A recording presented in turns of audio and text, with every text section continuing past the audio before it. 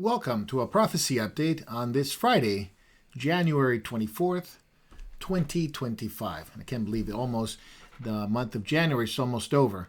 I wanted to share with you a couple of scriptures before we get started, and it's from the Psalms. The Psalm says, "Blessed is the nation whose God is the Lord." And right now, as our nation, the United States, is going through a change in administration, and we want to pray for our nation. The Bible commands us to pray for the leaders and for our nation. Also, the Bible tells us in Proverbs 14, righteousness exalts a nation, but sin is a reproach to any people. And so we're dealing with the sin of the nations, the sin of our own nation, and the sin of the people that by God's grace we can repent and turn to God. From Jeremiah 17, blessed is the man who trusts in the Lord, who makes the Lord his trust. Blessed is that man who makes the Lord his trust. But there's a balance to that. In Jeremiah 17, it also tells us that cursed is the man who makes man his strength, who makes the arm of the flesh what he relies on, who makes the arm of the flesh his strength. And so cursed is the man who trusts in man. He will be like a shrub in the desert, and he will not be able to see when good comes. So those are the things that were on my heart tonight. And as I was thinking about Trump's first 5 days, and it's already almost the sixth day, and I'm trying to make the prophecy update a little bit short today just because of the time. And we spent some time with catching up with Jacob, with some of the Moriel guys. And so it was quite a bit of fun. And at the same time, quite a bit of sobering news. But I did want to share that the 5 days that have happened, a lot of good things have happened in terms of what the nation needed to get rid of sin, to get rid of things that were going on that were exacerbating the situation within our nation.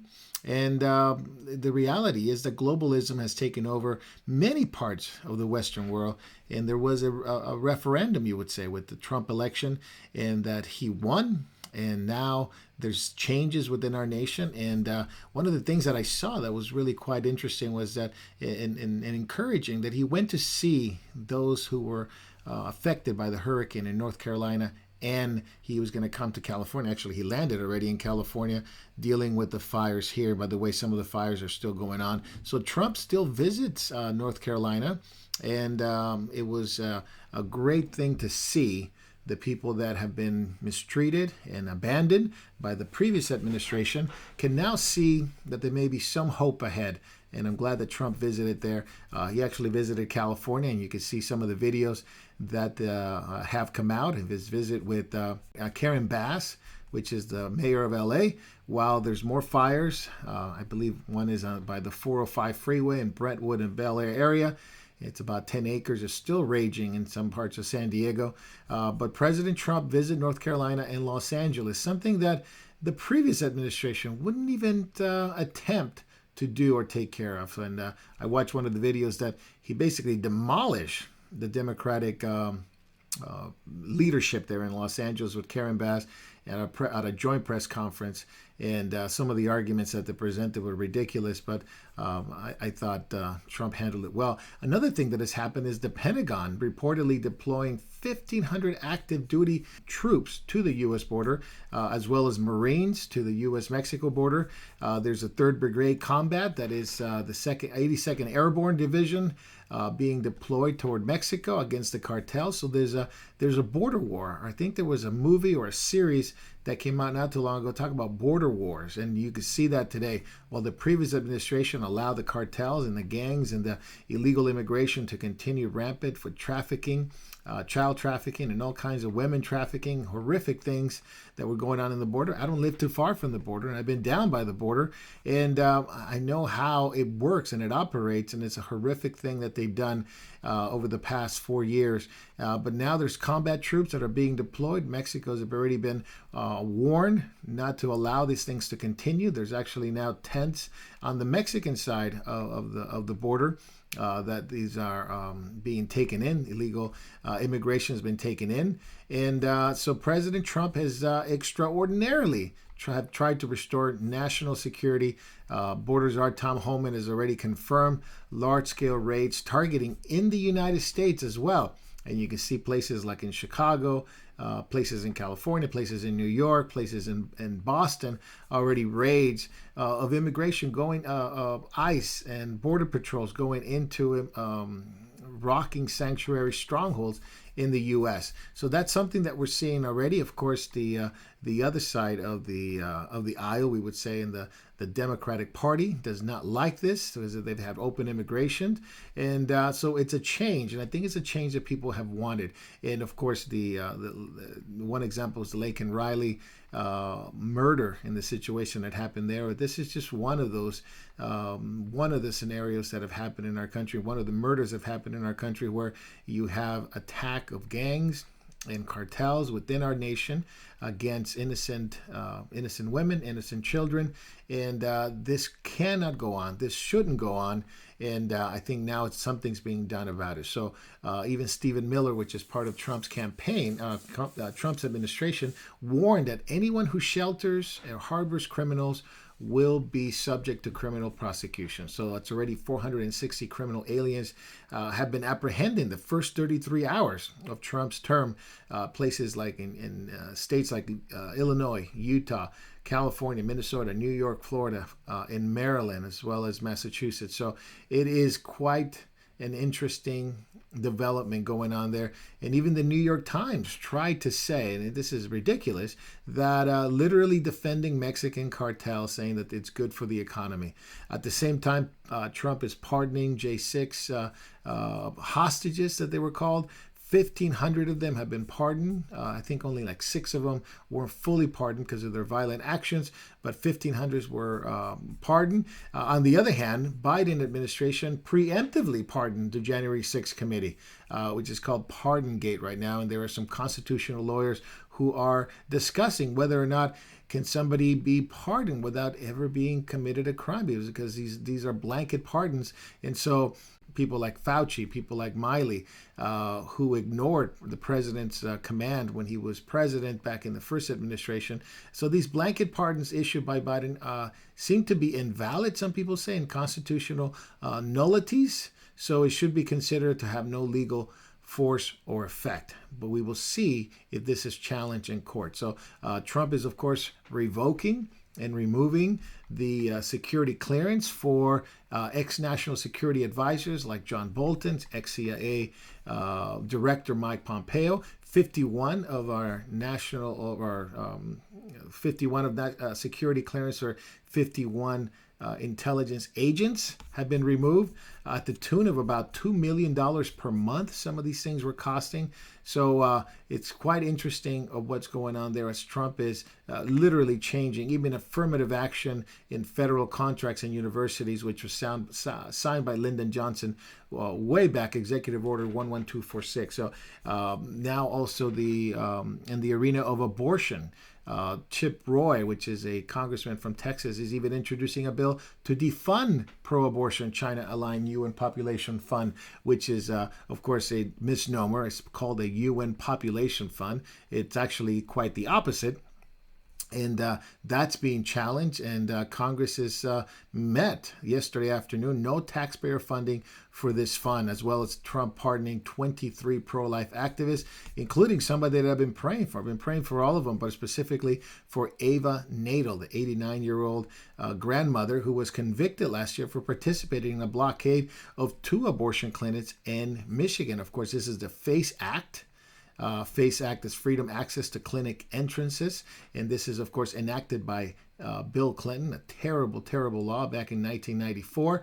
And these women and these men, especially Eva Adel, were simply praying in the hallway or praying in front of an abortion clinic, and they were, in one instance, I think she sat in front of the entrance, and she was prosecuted by the Biden's DOJ. So she faced up to 10 years in prison, and she was pardoned by President Trump. So another one is the 74-year-old Paula Harlow, who was convicted last year of federal conspiracy against rights in the face offenses for protests outside the Washington, D.C. abortion clinic. So she's also being pardoned. So some people say this is really great, and there are some people that are so pro-President Trump, that they see this and it says he's doing what he was elected to do. And I agree. He's doing what he was elected to do. I believe it was a referendum against the Democratic Party and the previous administration, and even him going after the gain of function research and executive orders not to fund that anymore. And at the same time, those who are leery of Trump, so I really see two parts of it as I've been finding out as Christians contact us or share with them or talk to them about that, they seem to be a great divide between those who hate Trump and anything he does is evil and bad and he's the Antichrist, and those who love Trump and there's nothing wrong that he could do. And obviously the truth is always somewhere in the middle. As good as things were good that he has done, and I applaud some of the things he's doing. There's also some concern in the Stargate program, which is an interesting program that came about over the last couple of days. This is on day 2. There was a press conference that they gave with Larry Ellison of Oracle, Sam Altman to OpenAI, and the owner of SoftBank of Japan. And Sam Altman, he is one of the biggest villains, in my opinion, that you can find. He's been a Democrat, anti-Trump, uber bad, a crook, basically, the creator of OpenAI, or one of the founders of OpenAI, along with Elon Musk, and Chatbot GPT, that gave us Chatbot GPT and AI for commercial use. And also WorldCoin, which was supposed to be basically a universal basic income if they scan your eyes and you go into a database. And so this Stargate is a stunner, because what it is basically, along with Larry Ellison and SoftBank, to create mRNA vaccines that would combat cancer created by artificial intelligence. So this is a massive undertaking, $500 billion, $500 billion, to put it in another way, to raise a huge complex in Texas where supercomputers will be built, where AI will be developed. And this is collaboration basically with all these massive AI and data centers, as well as mRNA technology. So over the next 4 years, they believe that they will speed these things, the speed of the development of AI and the systems which could promise to even develop cancer vaccines. Now, this is an interesting thing, because Larry Ellison was talking about personalized medicine. We heard that before, 4 years ago. And so this is something that is, in my opinion, is completely evil and completely something that should not be done, because even the inventor of mRNA technology, Dr. Robert Malone, issued a direct warning to Trump. He still likes Trump, he still supports Trump, but he believes that concerning proposals of the Stargate project would be a terrible thing. And it's apparent commitment to Stargate by Trump and the merge of AI technology in Silicon Valley, which we know the Silicon Valley have been very much part of the problem in America, joining with the agencies, with the deep state, with our intelligence agency to surveil, to more surveillance, more censorship against Americans, and the use of big pharma. And big pharma is a big part of this as well, in this warfare and this agenda that it has. And why would Trump want to go along with this? Well, the naysayers will go, well, this is Trump showing his true colors. The ones that are more optimistic about Trump, they say, well, this is something that he has a blind spot to it. And this is true of Trump. He has a blind side to people that are smart, to people that are successful, to people that seemingly, like him, want to build and make things better. And oftentimes those people don't have the best interests. In fact, there's one misnomer that people can think that just because you're smart and a genius or very successful doesn't mean you're good or have the best intentions. And I think this is where President Trump gets a lot of these things wrong. So there's lots of things that Dr. Malone said, including the fact that this solution has been tried before and it didn't work. And it should not be dealt like this. Cancer should not be dealt like this, especially with a vaccination, mRNA vaccination, that has not been proven to work, as we've seen over the last 4 years. Another person that came out against it was, of course, the running mate of RFK Jr. for the Independent Party, was Nicole Shanahan, who issued an even more stark warning of the fact that this will actually be almost like an extinction level event. She actually used those words. Another one who came out against it was Elon Musk, who knows Sam Altman very well. By the way, Sam Altman, who has been connected to the founder of LinkedIn, which is Reid Hoffman, which happens to be, part of in a certain list of a certain island, and they were very anti-Trump. Make no mistake about it, and founded a lot of things. In fact, they funded a lot of cases against Trump. They actually openly talked about funding people that wanted to sue Trump.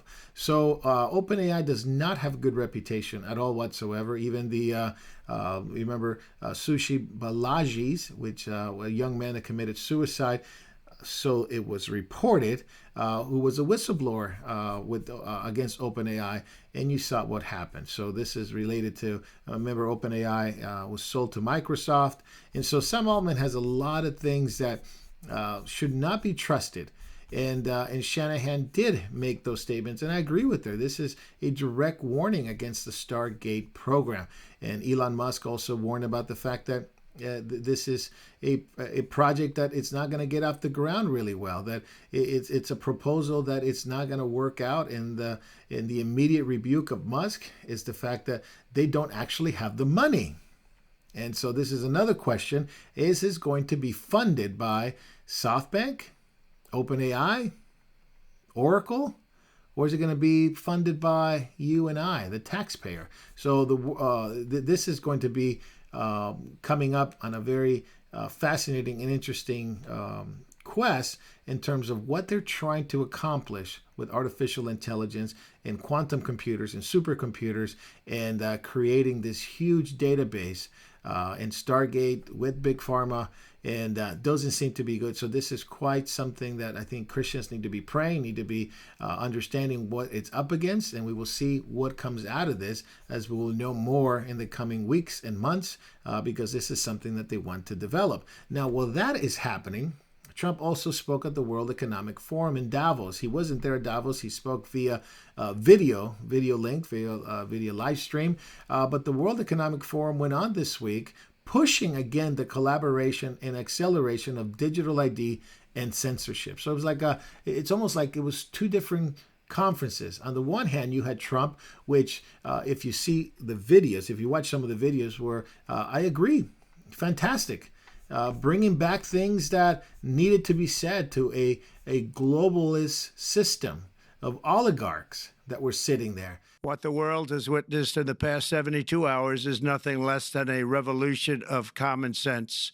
Our country will soon be stronger, wealthier, and more united than ever before, and the entire planet will be more peaceful and prosperous as a result of this incredible momentum and what we're doing and going to do. From the moment I took office, I've taken rapid action to reverse each and every one of these radical left policies that created this calamity, in particular with immigration, crime, and inflation. On day one, I signed an executive order directing every member of my cabinet to marshal all powers at their disposal to defeat inflation and reduce the cost of daily life. I imposed a federal hiring freeze, a federal regulation freeze, a foreign aid freeze, and I created the new Department of Government Efficiency. I terminated the ridiculous and incredibly wasteful Green New Deal. I call it the Green New Scam.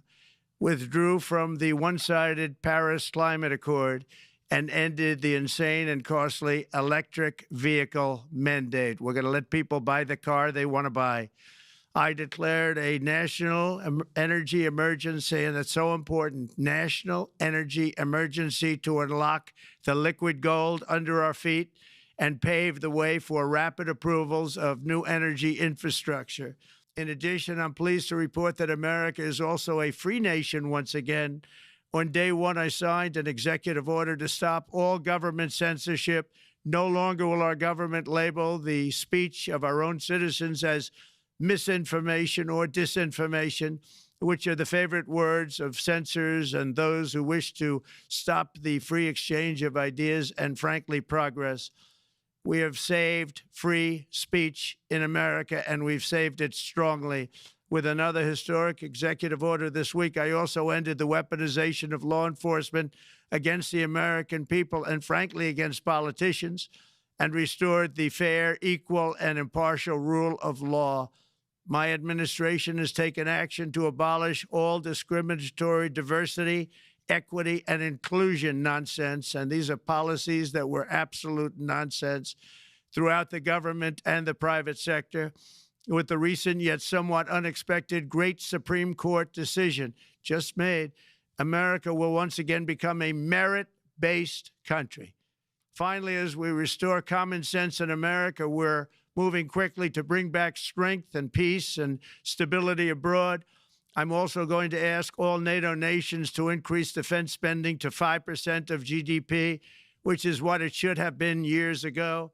Our efforts to secure a peace settlement between Russia and Ukraine are now hopefully underway. It's so important to get that done. That is an absolute killing field.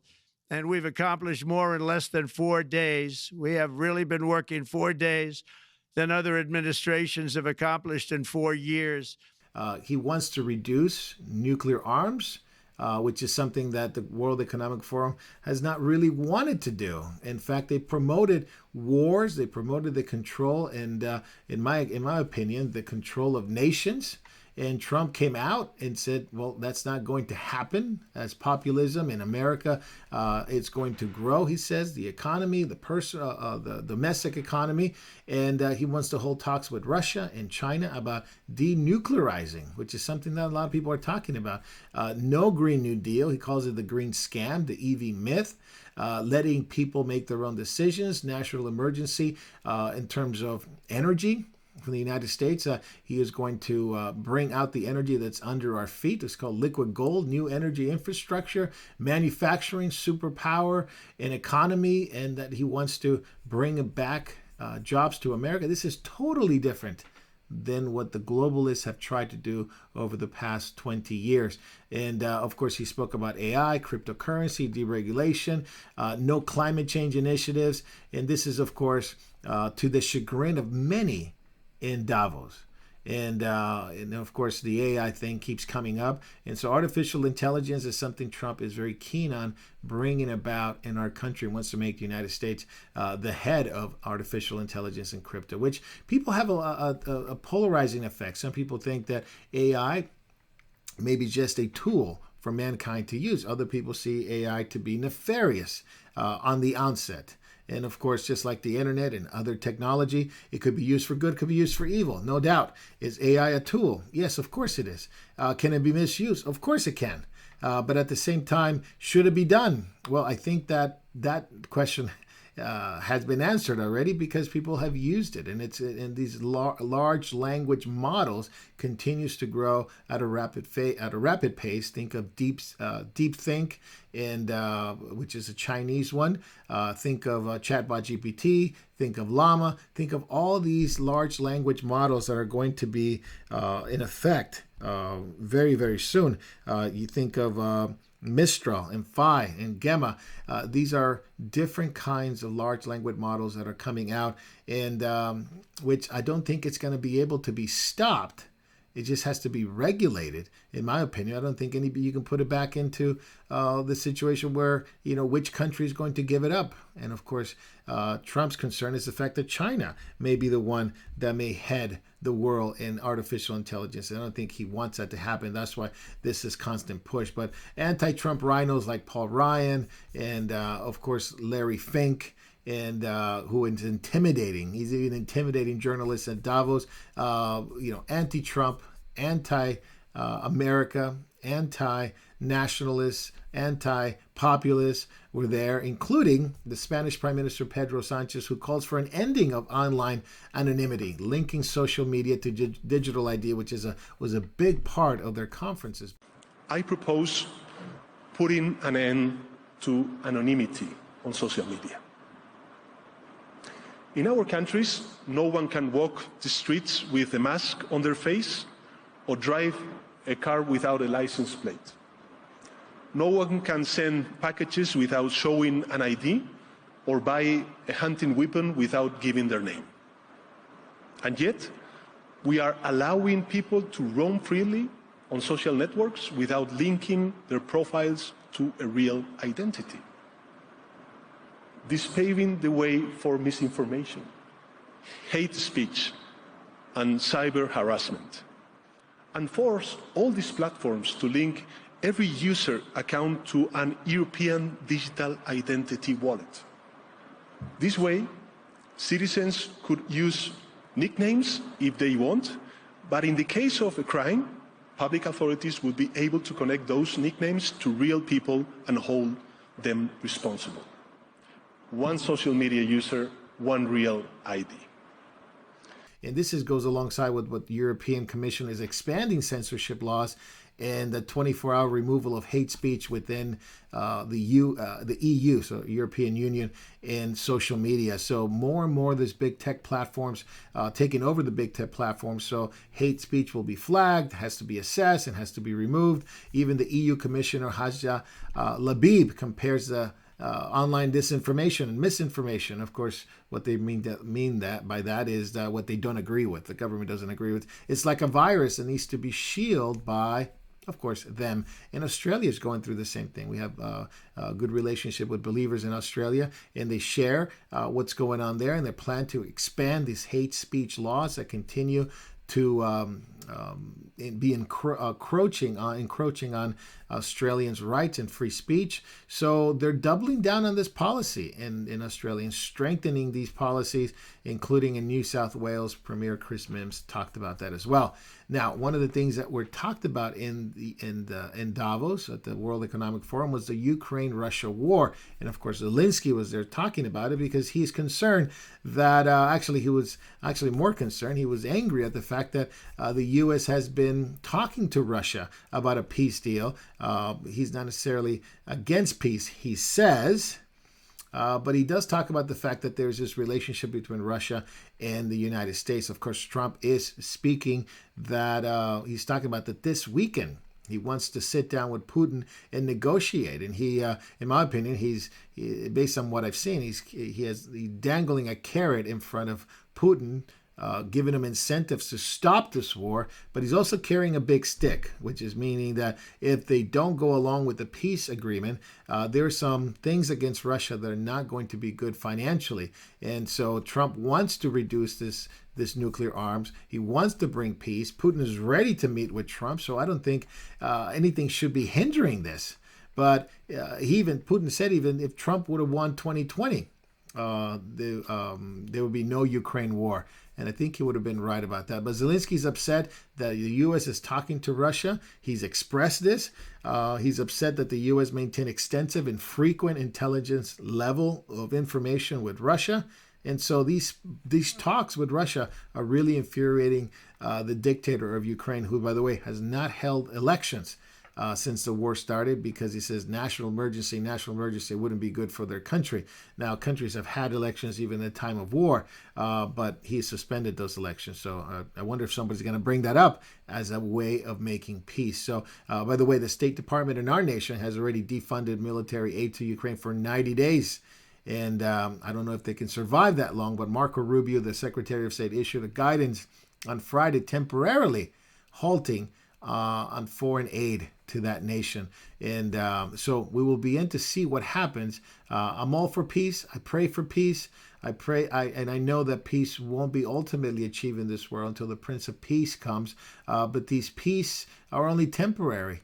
In my opinion, according to what the scripture talks about, that there's war and desolations until the end. But at least for now, that there needs to be peace in this time. And so this negotiation that Trump is trying to do with Russia, it's a tough one. It's scary, strategic, and perhaps very damaging to the Russian economy. So there's bargaining power as of now, and I don't think that they should delay it anymore. In fact, you could see some of the things that Trump said even on his own social media platform. By the way, Germany did cancel $3 billion in Ukraine aid. So that is moving along very, very fast. Now, somebody had asked me during the week about what I thought about President Trump and in what happened at the National Cathedral in Washington, D.C. with that leftist bishop. Her name is Marianne Boudet. And now she is of course, you know the story, and you've seen the news, you've seen the videos, you can see here that she wrongfully attacked President Trump. Of course, his family's there. J.D. Vance and his wife are there. And she politicized the service, basically excoriating, and in a nice, loving, excoriating way. If you preaching at somebody, you can see it as nice. You can say that it's nice. I don't know about that. Being a preacher and a teacher, it's always the difference between preaching at someone, and preaching to someone. And the bishop goes off on Trump, telling him to protect gays and lesbians and transgender children, and not to conduct deportation. There are gay, lesbian, and transgender children in Democratic, Republican, and independent families, some who fear for their lives. And the people who pick our crops and clean our office buildings, who labor in poultry farms and meatpacking plants, who wash the dishes after we eat in restaurants and work the night shifts in hospitals, they may not be citizens or have the proper documentation, but the vast majority of immigrants are not criminals. They pay taxes and are good neighbors. They are faithful members of our churches and mosques, synagogues, wadara, and temples. I ask you to have mercy, Mr. President, on those in our communities whose children fear that their parents will be taken away, and that you help those who are fleeing war zones and persecution in their own lands to find compassion and welcome here. So Bishop Duda should be excommunicated for this from the church immediately, but she belongs to the Episcopal Church. Of course, the Episcopal Church has been, in apostasy, committing apostasy for a long time. Now, she's been interviewed in CNN and The View because she's sort of a celebrity now, because she's so nice, and Trump is not so nice. And so they equate her niceness and her tone to something that is good. Remember, the Bible says even the devil can come as an angel of light. These ministers of Satan can even be seen as ministers of righteousness. No, I don't think this so-called Reverend Marian Boudet is righteous in any way. If you see some of the things that she believes, it is contrary and against the gospel of Jesus Christ. In fact, the Episcopal Church for a long time has been anti-gospel of Jesus Christ. In fact, you could even see in some of the statements that the Episcopal Church has talked about the rejection of biblical authority, the pluralism and inclusivity, meaning that Anglicans, which is what they called Anglicans here in the United States, Episcopals, embraces religious pluralism, which is undermining the uniqueness of Christ and the only way of salvation. According to John 14:6, Jesus said, "I'm the way, the truth, and the life, and no one comes to the Father but through me." The focus had been on social justice and diversity and DEI, and of course the Episcopal Church claims the overemphasis of social and political correctness at the expense of Christian doctrine. So it's an apostate church. And an apostate church has been apostate for some time now. And of course, this bishop failed to mention the large number of attacks and violence that has been done by what she believes should be given total carte blanche to any illegal immigrant coming in, even the violent ones. And she doesn't talk about the giant wave of crime or drugs or trafficking. And so her statements are not very good. She's not very good at her job, and they should obviously issue an apology. So she's come out on The View and CNN, like I mentioned earlier, and basically to try to explain her point. Now, if you look into her, which I did, I really wanted to know what she believed. That she's done tremendous advocacy work, not tremendous in a good way, but in a lot of work is what I mean by tremendous. Is she's done quite a bit of work on the justice, on the social justice side, racial equity, gun violence prevention, immigration reform, inclusion of LGBTQ+, environmental stewardship, and she's authored some books. There's no doubt that she's written books like How to Learn to Be Brave, Receiving Jesus, The Way of Love, Gathering Up Fragments, Preaching a Spiritual Practice. This, of course, leads to her theological influences. All these books are either filled with social justice, rhetoric, of course, diversity, inclusion, right? Equity and inclusion, something to do with the environment, which is something that they get involved in, political causes or social causes, because they have no doctrinal causes anymore. They don't preach the gospel anymore. So theological influences like Henry Nouwen or Barbara Brown Taylor. Henry Nouwen was a Catholic mystic. His writing on spirituality deeply impacted a lot of people that have gone apostate. So Barbara Brown Taylor is of course, a practical mystic. Relational spirituality and inclusivity, the divine nature. Taylor talks about primary teachers of spiritual truth, preaching and storytelling, narrative theology. All these things are not preaching the gospel or the exposition of God's word or preaching the truth of salvation through Jesus Christ. And some of her mentors, like Bishop Gene Robinson, who's an openly gay bishop. I think it was the first one openly gay bishop in the Anglican Communion, and which is inclusion of LGBT community outreach and civil rights movement, feminist theology. All these things have been part and parcel of who this bishop has been. Not to mention the fact that the Anglican Church ordains women to be pastors and bishops, and elders, while the Bible does not give that authority. In fact, the Bible indicates that leadership is male. So there is another thing that they put in regarding feminist theology, or the feminine theology, or the divine feminine ideas are in these churches. So she's actually an apostate, and that she believes more in social causes and social issues rather than the gospel of Jesus Christ. So this is not a true Bible-believing church, and it's a shame to think that here we are praying for our president, praying for his family, praying for the vice president and his family, and because none of them are born-again Christians, as far as we know, as far as they show, as far as they say.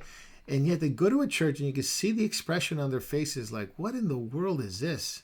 How is this happening? Is this supposed to be a Christian church, or is this supposed to be a social justice movement?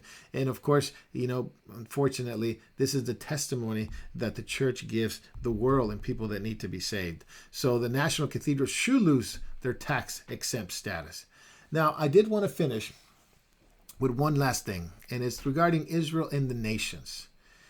With the U.S. elections and the results of President Trump becoming the new president, there is a future of the Middle East that has garnered a lot of interest. What is going to happen? Just like the previous administration, where Trump was, when he became the 45th president, now being the 47th president, it literally changed the Middle East. It sent her on a course that it's still going in that direction, especially the Abraham Accord, especially the support of Israel, especially moving the embassy to Jerusalem. And while this reality may be resisted by a lot of people, all those opinions need to be left at the door. What is truly going to happen in practical prophetic fashion is the fact that we're heading toward the point where Israel and the Middle East are becoming a real central focus of our administration. And what Trump wants to do, and he's made it very clear, is that not only does he want to support Israel, but he wants to bring peace to Israel. And of course, Israel has felt the support, although some people may question whether or not Trump should have made this deal or forced Israel or influenced Israel to make this deal with Hamas for the hostages. Just recently, I believe was the right thing to do. Israel announced that the UNRWA, which is part of the UN, which is the system that basically works with terrorists, unfortunately, UNRWA, UNRWA, must permanently cease organized activities, and Israel must completely evacuate headquarters in Jerusalem by January 30th. So even Israel is making sure that UNRWA does not continue to be. This is, of course, the United Nations Relief Works Agency for Palestinian refugees. So this is something that Israel, and at the behest of probably the Trump administration, which has excoriated UNRWA by different parts of Trump administration cabinet members, because UNRWA has been known to work with terrorists and to hide and shield these terrorists. So it is a culture of terror and death that is promoted by the UN and UNRWA, and you could see why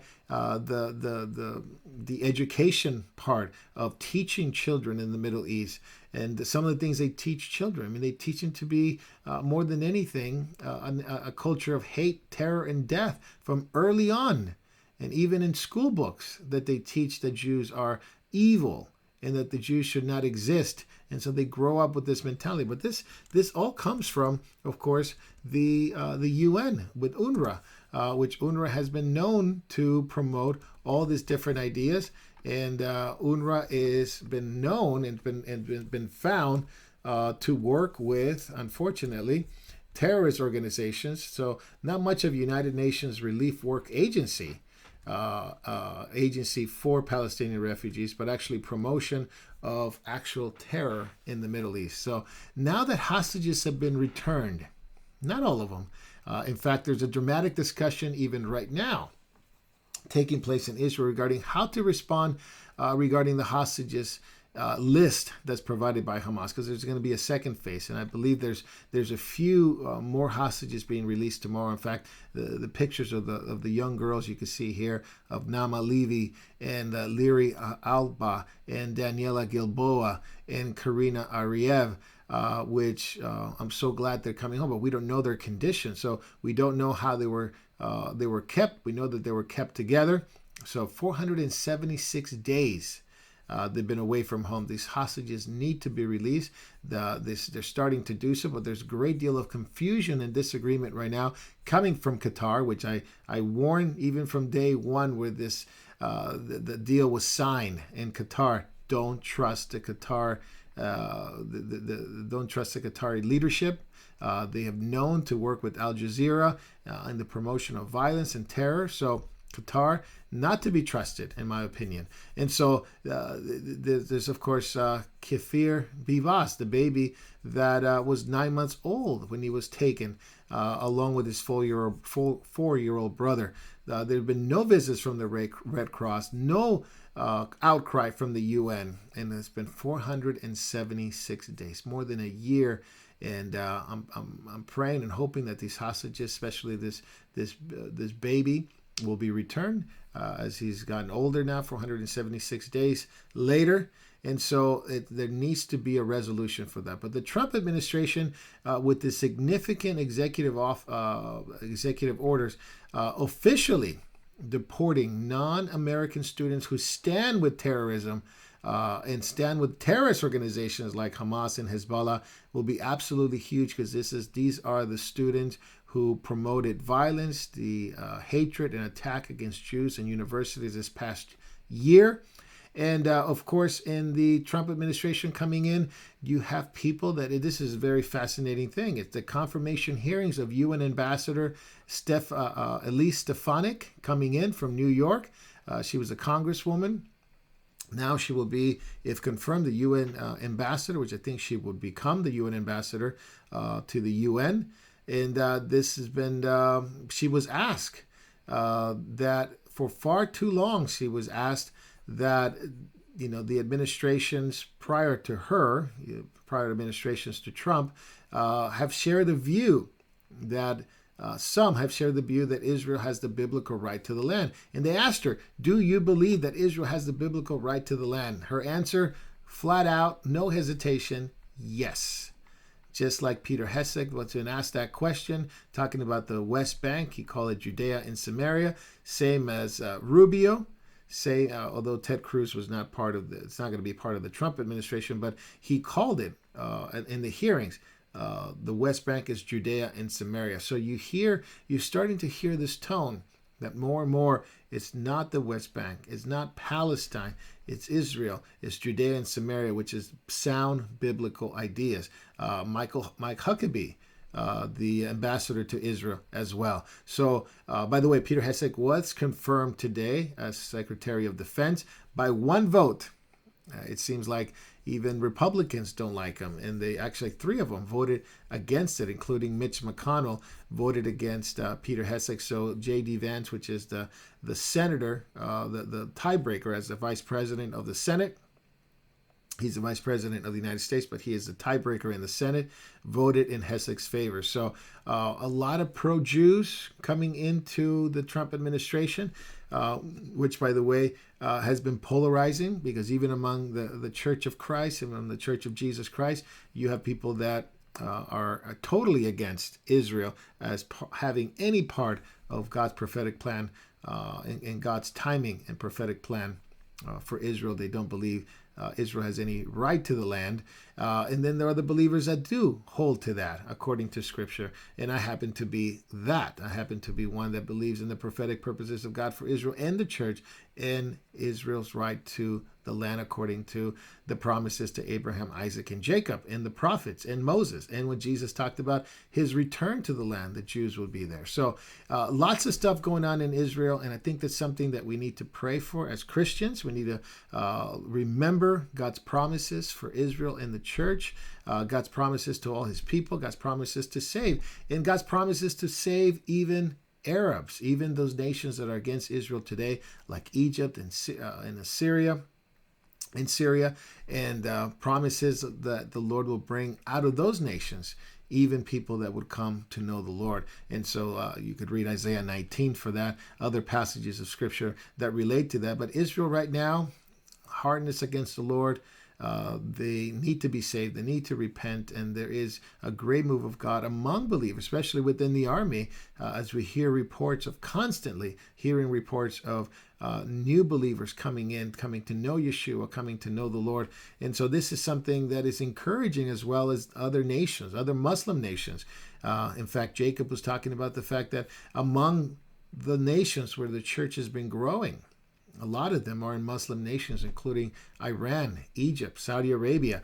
This is where churches were very little or to no Christianity at all, are now having numbers that could be counted, numbers that could be related to a part of the population. So while that's happening, and believers are coming to faith, or Jews are coming to faith in Jesus, the Israeli government is in a bit of a free fall to a certain degree of another, because of what happened on October 7th and holding Benjamin Netanyahu responsible. Also, the Israeli National Security Minister Itamar Ben-Gvir, which announced that his party, Atzama Yehudit Party, will resign from the government in light of what happened with the Gaza ceasefire. So he believes it's a reckless agreement, and there are some people that believe that. So in concession of the Army's achievements, he says that he would, because they would withdraw from the Gaza, that would be from the Gaza Strip, that would be a terrible thing to do, the cessation of not dealing with Hamas, not dealing with Hezbollah, which is another subject there,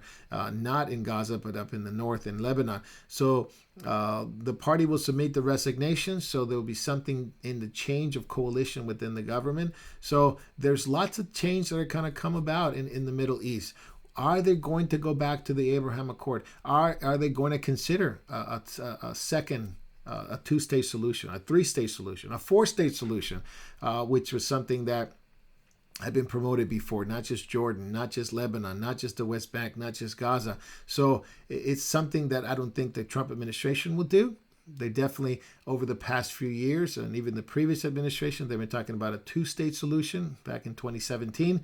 And this is something Trump believes is the right thing. It's a two-state solution. The interesting thing is the fact that his administration, Peter Hesek, Stefanik, they don't believe that. Mike Huckabee, they don't hold to that. And what's interesting about it, there's sort of this polarizing effect within the Trump administration. At least Stefanik, Mike Huckabee, Peter Hesek, Marco Rubio, they don't hold to the two-state solution necessarily. So are they going to come up with a different kind of solution?